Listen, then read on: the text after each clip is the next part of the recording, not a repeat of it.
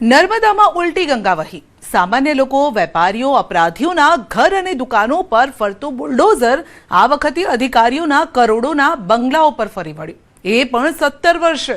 જેનું કારણ જાણીને તમે પણ વિચારમાં પડી જશો અને કહેશો કે ये क्या हो रहा है और क्यों हो रहा है.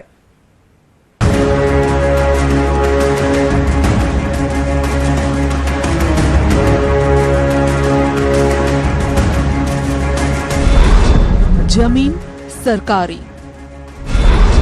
प्लॉट सरकारी, ફાળવણી સરકારી અધિકારીઓને, પણ તેમના જ આશિયાના ઉપર ફરી વળ્યું દાદાનું બુલડોઝર.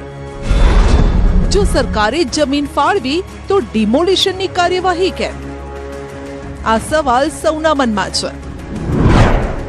તો વાત કંઈક એમ છે કે વિશ્વ પ્રસિદ્ધ પ્રવાસન સ્થળ સ્ટેચ્યુ ઓફ યુનિટી નજીક આવેલા ગરુડેશ્વર ખાતે ગઈકાલથી વહીવટી તંત્ર ડિમોલિશનની કામગીરીમાં જોતરાયેલું છે. આ કાર્યવાહી ચર્ચામાં એટલા માટે પણ છે કારણ કે દાદાનું બુલડોઝર આ વખતે કોઈ સામાન્ય લોકો, ગુંડા કે અપરાધીઓના આશિયાના પર નહીં, પરંતુ અધિકારીઓના આશિયાના પર ફર્યું છે. નવાઈની વાત એ છે કે સરકારે ખુદ આ અધિકારીઓને જે તે સમયે રહેવા માટે પ્લોટ ફાળવ્યા હતા, જેને જમીદોઝ કરવામાં આવ્યા. નર્મદા જિલ્લાના તત્કાલીન ઉચ્ચ અધિકારીઓને વર્ષ 2019માં પ્લોટ ફાળવવામાં આવ્યા. તે સમયે કુલ 13 અધિકારીઓને નર્મદાના ગરુડેશ્વરમાં આ પ્લોટ ફાળવાયા હતા. ત્યારબાદ અધિકારીઓએ લાખો રૂપિયાની લોન લઈને પોતાના મકાનોનું નિર્માણ કર્યું, જે મકાનો બનીને તૈયાર થઈ ગયા. બાદમાં આ મકાનો તોડી પાડવાની કાર્યવાહી શરૂ થતા મામલે રાજનીતિ પણ શરૂ થઈ ગઈ છે. ભરૂચના સાંસદે આ કાર્યવાહી સામે સવાલો ઉભા કર્યા તો નાંદોદના ધારાસભ્યએ દાદાના નિર્ણયને આવકાર્યો. જે તે વખત બાંધકામ થતું તે વખતે અટકાવવું જોઈએ, પણ આના કરતા વધારે મોટું બાંધકામ થઈ રહ્યું છે. આ અધિકારીઓ, આ 7-8 અધિકારીઓ કરતા પણ વધારે બાંધકામ થઈ રહ્યું છે. એ પણ તપાસ કરી જોઈએ, તટસ્થ તપાસ થઈ જોઈએ. જે ખોટું થઈ રહ્યું હોય ત્યાં માનનીય મુખ્યમંત્રી ભૂપેન્દ્રભાઈ પટેલની સરકાર દ્વારા નેતા, અધિકારી કે કોઈ બુટલેગર હોય, પરંતુ કોઈને પણ છોડવામાં આવતા નથી અને સરકાર દ્વારા એમના માટે જે નિર્ણય કરવામાં આવે છે એ સચોટ નિર્ણય હોય છે. એટલે માનનીય મુખ્યમંત્રી શ્રી ભૂપેન્દ્રભાઈ પટેલ સાહેબને હું ખૂબ ખૂબ અભિનંદન પાઠવું છું. ગુજરાતના ઇતિહાસમાં કદાચ પહેલી આવી ઘટના હશે જ્યારે અધિકારીઓના આશિયાના પર 10 જેસીબી મશીન સાથે કાર્યવાહી કરાઈ. મળતી માહિતી મુજબ ગરુડેશ્વર ખાતે 13 અધિકારીઓએ સરકારી પ્લોટ મેળવ્યા હતા, જેમાંથી નિયમોનું ઉલ્લંઘન થતા સરકારે ત્વરિત પગલાં ભરીને 13માંથી કેટલાક પ્લોટ પાછા ખેંચી શ્રી સરકાર કરી લીધા. કુલ 7 અધિકારીઓના મકાનો પૈકી 5 મકાનો તોડવાનો હુકમ કરવામાં આવ્યો.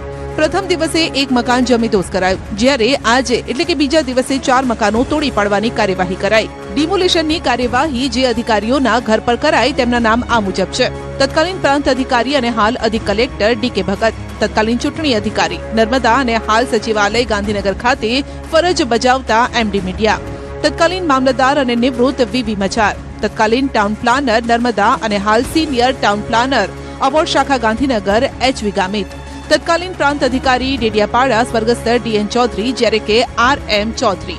તો 2 અધિકારીઓ આર.વી. બારિયા અને લક્ષ્મણસિંહ ડિંડોર સમયસર કોર્ટમાંથી સ્ટે લઈ આવ્યા અને તેઓ આ કાર્યવાહી રોકવામાં સફળ રહ્યા. જો કે સ્ટે સિવાયના બાકીના તમામ મકાનો અને બંગલાઓ પર તંત્રએ બુલડોઝર ફેરવવાની કામગીરી યથાવત રાખી છે. નર્મદા જિલ્લાના કેવડિયા ખાતે એક ઐતિહાસિક નિર્ણય લેવામાં આવ્યો છે, જે સરકારે આપેલી જમીન સરકાર પાછી લઈ રહી છે. તમે જોઈ શકો છો તેમ કે જે આ ગરડેશ્વર પાસે આવેલ આ પ્લોટ સરકારે જ ફાળવવામાં આવ્યા હતા. ઉચ્ચ અધિકારીઓને, ક્લાસ 1 અધિકારીઓને આ પ્લોટ ફાળવવામાં આવ્યા હતા. એમની શરત એટલી હતી કે જે અધિકારીઓ છે જેઓ પોતે જાતે રહી શકે અને પોતાના મકાનમાં રહી અને સ્ટેચ્યુ ઓફ યુનિટીની આજુબાજુ જ રહી શકે. ત્યારે જે શરત ભંગ કરી છે, જે અધિકારીઓએ મકાનો તો બનાવી દીધા પાકા, કરોડો રૂપિયાના જે મકાનો બનાવેલા છે, જેને હાલ ડિમોલેશનની કામગીરી ચાલી રહી છે. કહી શકાય કે જે આ શરત ભંગ એવી છે કે જે તે સમયે જે જમીન ફાળવવામાં આવી હતી ત્યારે એના બાંધકામની મર્યાદા હતી કે આટલા સમયમાં બાંધકામ થવું જોઈએ અને આ બાંધકામ કર્યા બાદ એ જાતે રહી શકે, એને ભાડે પણ ના આપી શકે. પરંતુ અનેક કેટલા અધિકારીઓ જે ક્લાસ 1 અધિકારીઓ જેઓ મકાનો બનાવી દીધા અને ભાડે આપવા જતા આજે શરત ભંગ થઈ છે. એના શરત ભંગને લઈ એસઓયુ સત્તા મંડળ દ્વારા આ તમામે તમામ જે જગ્યા આપેલી હતી જે પરત લેવામાં આવી છે. સ્ટેચ્યુ ઓફ યુનિટી બનતા જમીનનો ભાવ ઉંચકાયો છે. 11 જેટલા તત્કાલીન ઉચ્ચ અધિકારીઓને તત્કાલીન કલેક્ટર RS નીનામા દ્વારા વર્ષ 2019માં આ પ્લોટ ફાળવાયા હતા.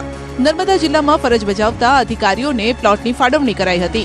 ત્યારે કેટલીક શરત પણ મૂકવામાં આવી હતી, જેનો ભંગ થતો હોય તેવું કારણ સામે આવ્યું છે. આ પ્લોટ અધિકારીઓને ફાળવવામાં આવ્યા બાદ સમયસર બાંધકામ શરૂ નહોતું કરાયું, તો કેટલાક અધિકારીઓના બાંધકામ જોતા કમર્શિયલ લાગ્યા. એના કારણે તત્કાલીન મામલતદાર PK જોશીએ ફરિયાદ કરી RTI પણ માંગતા મામલો ઉછળ્યો. ફરિયાદોના આધારે જિલ્લા કલેક્ટરે બાંધકામ તોડી જમીનો શ્રી સરકાર કરવાનો હુકમ કર્યો હતો.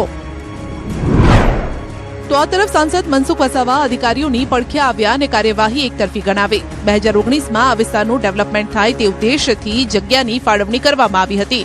આવા નિવૃત્ત અધિકારીઓ આવે અને જેના કારણે વિસ્તારનો વિકાસ થાય તેવું તેમનું કહેવું છે.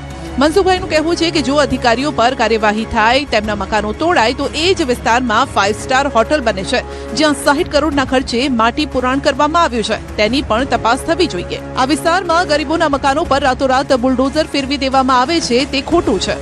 અહીંયા જે હોટલને બાંધકામની પરમિશન નથી તેમને મોટી મોટી હોટલ બનાવી દીધી છે. તેની સામે કેમ કોઈ કાર્યવાહી નથી થતી? ન્યાય બધા માટે એક સરખો હોવો જોઈએ. નાની મોટી કંઈક ભૂલ કરીએ છે, એ શું ભૂલ છે એ તો સરકારનો વિષય છે. પણ મારે એટલું જ કહેવાનું કે આ જે અધિકારીઓ છે આખા જિંદગીની કમાણી એમને આ મકાનોમાં ખર્ચી નાખી, વાપરી નાખી ને લોન લીધી છે. કોઈ કે 50 લાખ 60 લાખની લોન લઈને આ મકાનો એમને બનાવ્યા છે. આ જે મકાનો અધિકારીઓના મકાનો તૂટ્યા એની સામે જ મહાકાળી માતાનું મંદિર છે. મહાકાળી માતાને આસપાસ મોટું કોઈ 5 સ્ટાર હોટલ બની રહી છે.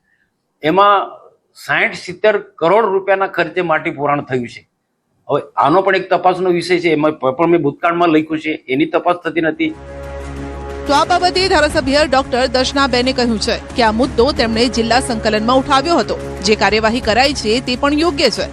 તેમણે કહ્યું કે અધિકારી હોય કે પદાધિકારીઓ, જેણે ખોટું કર્યું છે તે દંડાશે. સરકારે રાહત દરે એમને જે જમીન ફાળવી, હવે એ વિષયમાં એ અધિકારીશ્રીઓ જ્યારે 2019માં અહીંયા રાજપીપળા ખાતે ફરજ બજાવતા હતા ત્યારે એમણે સરકાર પાસે માંગણી કરી હતી. પરંતુ એ આ વિસ્તારમાં એમણે કેમ માંગણી કરી એ વિષય બી થોડો વિચારવા જેવો છે. ઘર બનાવવું હોય કે કોમર્શિયલ કરવું હોય, પરંતુ એની પાસે આપણે નગર નિયોજનની આપણે પરમિશન તો લેવી પડતી હોય છે, આપણા નકશા એપ્રૂવ કરાવવા પડતા હોય છે, બધું એસ્ટિમેટ ને જે બધું હોય છે એ આપવું પડતું હોય છે. તો એમણે એમના ધ્યાનમાંથી આ વાત કેવી રીતના રહી ગઈ એ તો આપણે એમને પૂછીને જ જાણી શકીએ. સ્ટેચ્યુ ઓફ યુનિટી જેવા સંવેદનશીલ અને VIP વિસ્તાર નજીક ઉચ્ચ કક્ષાના અધિકારીઓના બંગલા પર થયેલી કાર્યવાહી ટોક ઓફ ધ ટાઉન બનેલી છે. કારણ છે આ જમીનના ઉંચકાતા ભાવ અને વધતો પર્યટન ઉદ્યોગ. ત્યારે મોટો સવાલ એ છે કે શરત ભંગ વર્ષોથી થતું હતું તો તંત્રએ કેમ અત્યારે જોયું અને હવે કેમ જાગ્યું? શું આ માત્ર ડિમોલિશન પૂરતી કાર્યવાહી રહેશે કે પછી નિયમોનો ભંગ કરનારા અધિકારીઓ સામે પણ વિભાગીય અને કાનૂની કાર્યવાહી થશે કે પછી બીજાને લાભ આપવાના ચક્કરમાં અધિકારીઓ દંડાયા છે?